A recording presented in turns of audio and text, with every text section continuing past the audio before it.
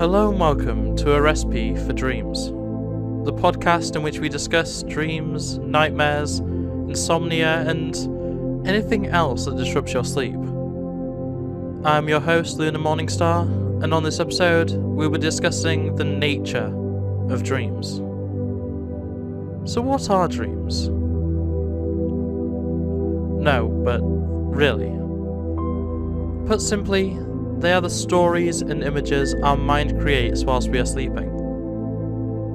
There is no true consensus on why we dream, what causes them, how they relate to reality, or if there's a way to induce or reduce them. We'll look at some of the prevailing theories on dreams later in this episode. But first, let us discuss the facts.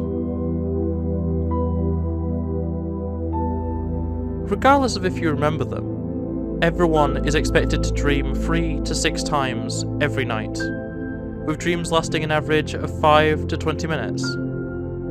Nearly all dreams, around 95% in fact, are forgotten by the time you wake up, and if not, are usually vague or nonsensical shortly after waking. Dreaming is linked heavily with the creation of long-term memories, which leads many to believe this is why recent major events are often integrated into our dreams.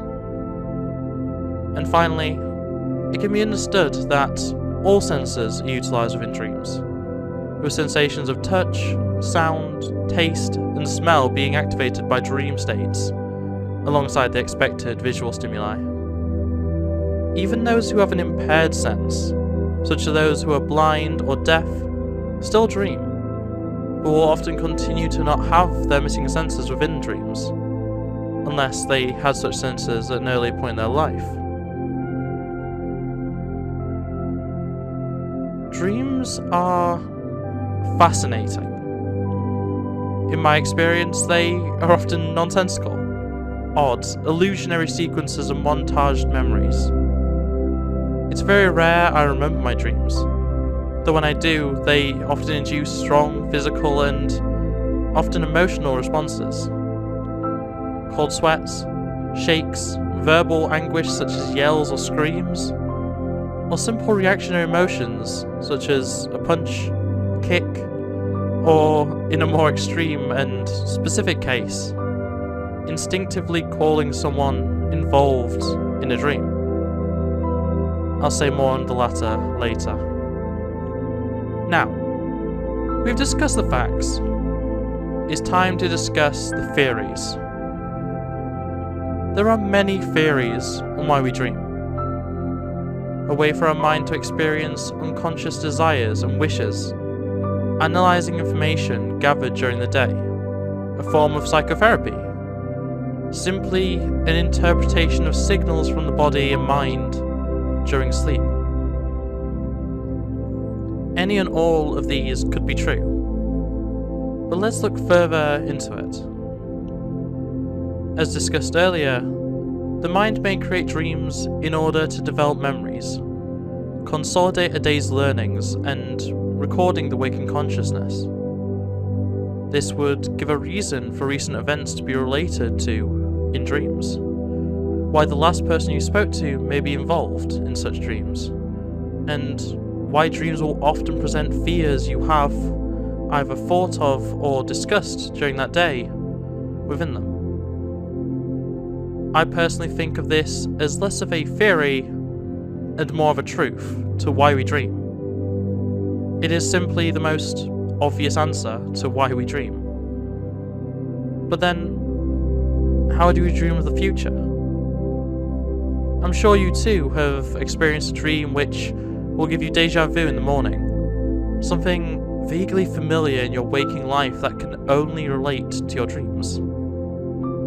It is believed that dreams are a way of preparing for future threats, developing defenses and expectations of dangerous or at least negative scenarios. Our natural default is both curious and fearful of the known and unknown. We wish to learn, to adapt, to develop on and on. And dreams are simply a result of that nature. Fight or flight. It's a fear response, a way to adapt, a way to evolve, change with our environment.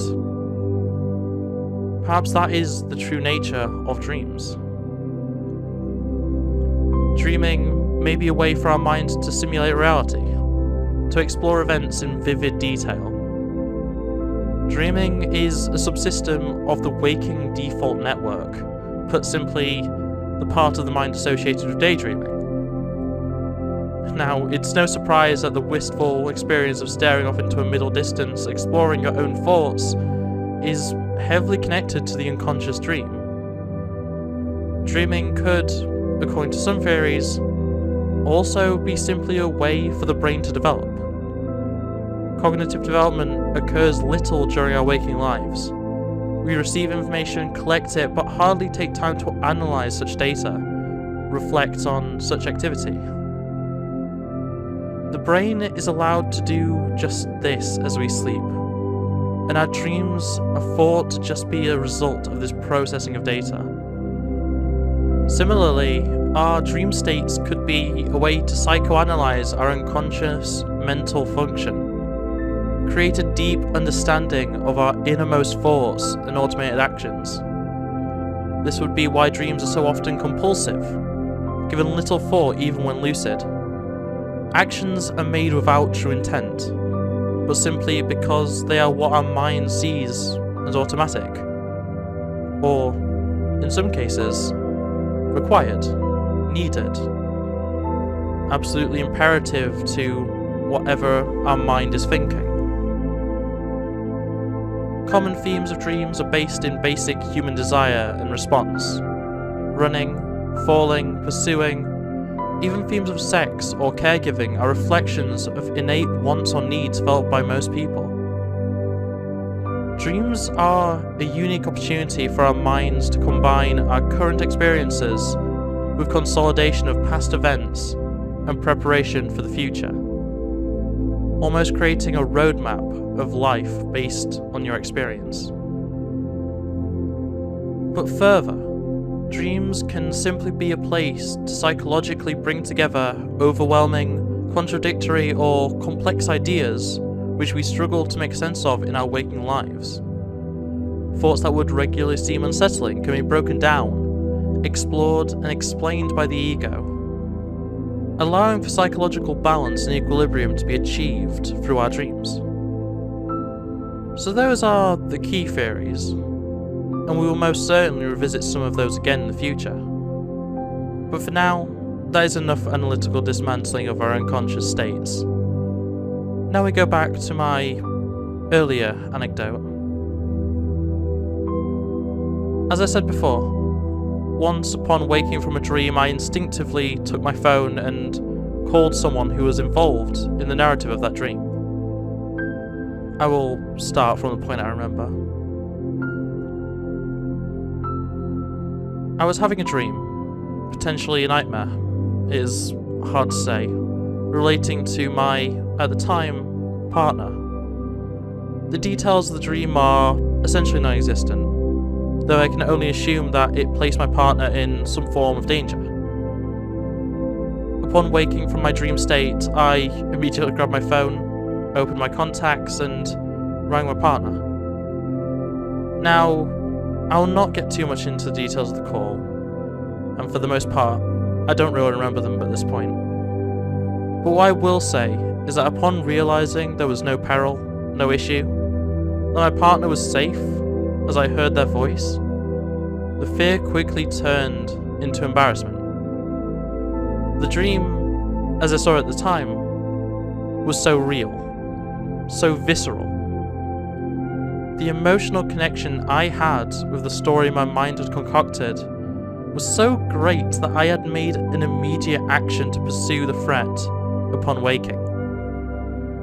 The event I was acting on was a fiction, an illusion, perhaps no more than an exercise in memory construction by my brain. And yet, that same mind, once conscious, believed those events to be true. That situation, for me, is a unique one. I have never known such a need for action coming from a dream in my own experiences beyond that. I have, of course, awoken in a panic state, relating to a dream's events, or something more real, like a worry of missing an alarm or otherwise being late. Maybe those even being related to a dream.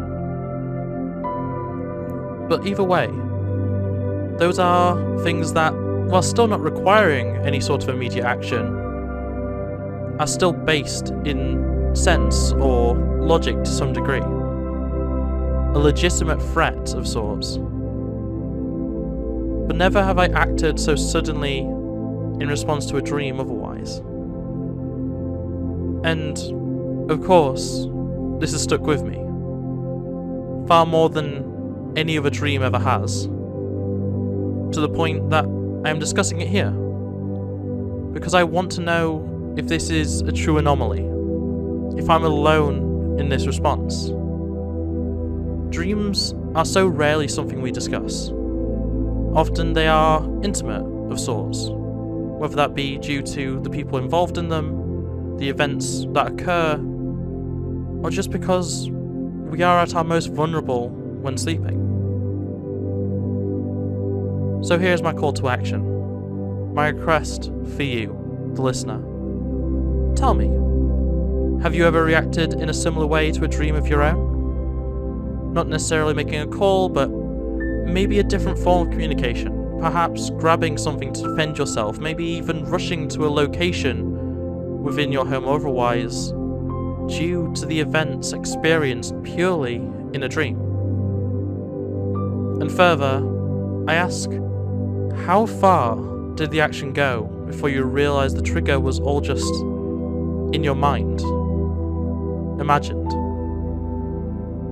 If you'd like to share your story, you can email us at arecipeForDreams@gmail.com or tweet us at ARFDpod on Twitter using the hashtag MyDreamRecipe. If we find your story to be interesting, it may be featured on a future episode. But with that said, this brings the episode to a close. So thank you for joining us for this, our pilot episode, and I hope you'll join us in the future. There is so much to discuss in the realm of dreams, and so many stories to tell, some of which will be my own.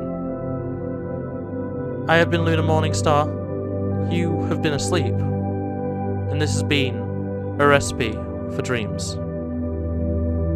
Good night.